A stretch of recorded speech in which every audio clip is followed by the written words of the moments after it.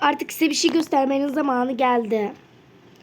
Benim ne yazık ki ebeveyn kontrolüm vardı. Çıkarıyorum.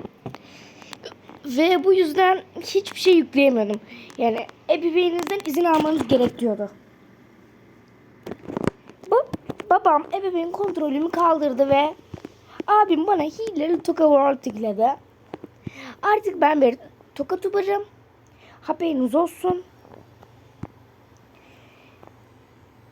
Ve bu videoda şunu söylemek istiyorum. Justin Toka Queen'e birazcık haksızlık yaptı. Queen'e de lütfen abone olun. Ciddiyim. Bakın gördüğünüz gibi her şeyim açık. Yani anlatırken bir yandan da kaydırıyorum. Yani bütün evlerim açık. Yakında video gelecek. Hepinizi çok seviyorum. Görüşürüz.